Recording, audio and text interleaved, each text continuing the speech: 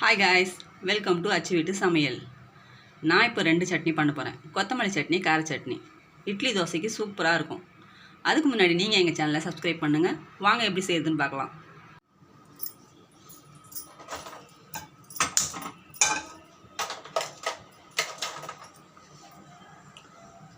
கடலைப்பருப்பு, உளுத்தம் பருப்பு வறுத்துக்கலாம். கொஞ்சம் எண்ணெய் சேர்த்துப்போம்.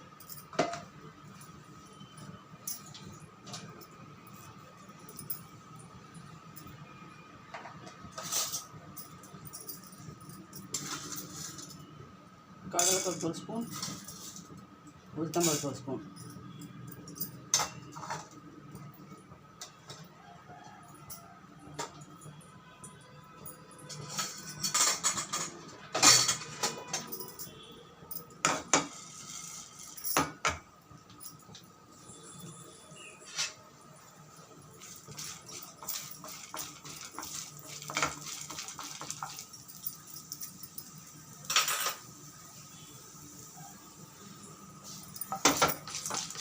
நல்லா வறுப்பட்டுச்சு.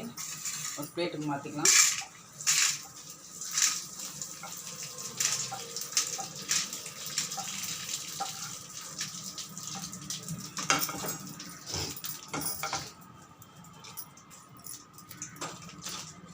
நாலு காஞ்ச மிளகா, ஒரு துண்டு புளி,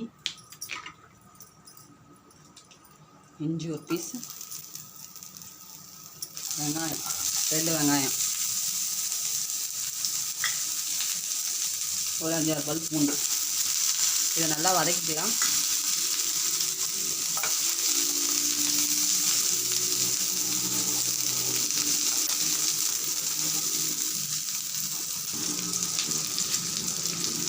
தக்காளி 1 சேர்த்துக்கலாம் பெருசாக.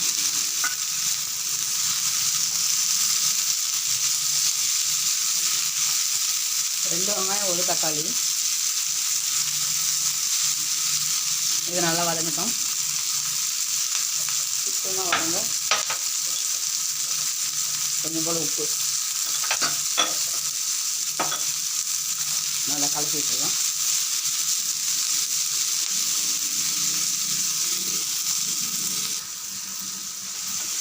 இப்போ இது நல்லா வதங்கிடுச்சு. ஸ்டவ் ஆஃப் பண்ணிடலாம். ஆற வச்சு அரைச்சது. இதை இப்போ நல்லா ஆற வச்சு தான் அரைக்கணும். அரைச்சி இது இப்போ ஜாரில் சேர்த்துருக்கேன். இதை அரைச்சி கொண்டு வந்துடுறேன். அரைச்சி கொண்டு வந்துட்டேன். இப்போ பவுலில் மாற்றிக்கலாம்.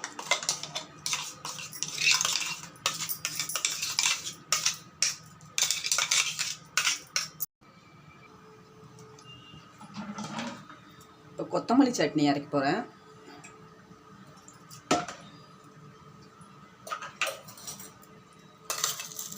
ஒரு ஸ்பூன் உளுத்தம் பருப்பு. இதை நல்லா வறுத்துக்கலாம்.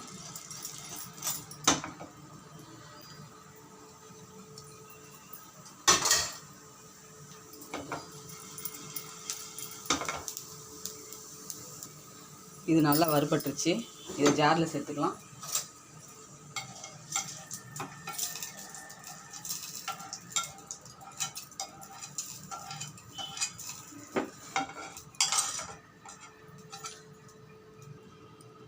தேங்காய் கொஞ்சம் கூட சேர்த்துக்கலாம். கொத்தமல்லி சட்னிக்கு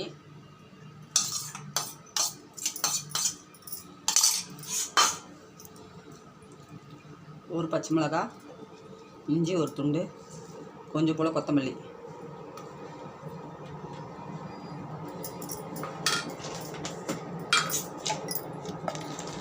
உடச்சக்கல்ல வந்து 1 ஸ்பூன் போதும்.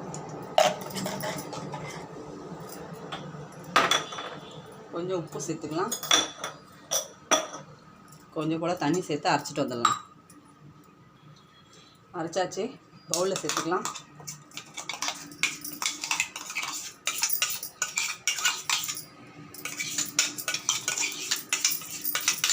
இதுக்கு ஒரு தாளிப்பு குத்தலாம். 2த்துக்கு சேர்த்து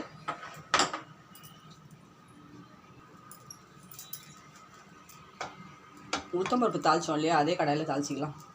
எண்ணெய் சேர்த்துக்கலாம்.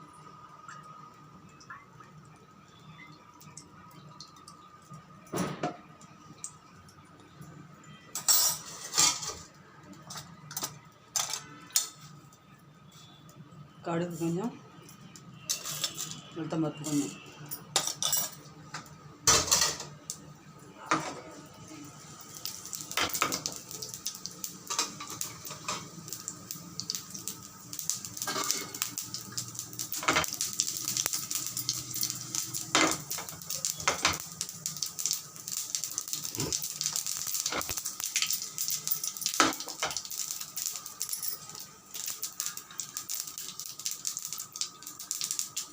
கருவேப்பிலை போட்டோன்னா தெளிக்குது, அதனால் மூடிடலாம். அப்போ தான் ஃபுல்லாக தெளிக்காமல் இருக்கும் எண்ணெய்.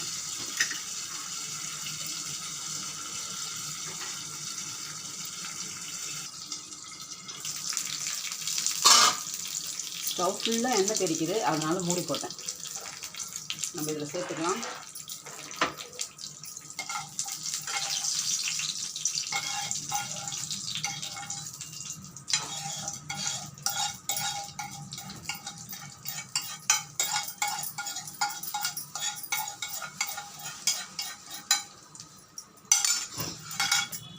ரெடி ஆயிடுச்சு.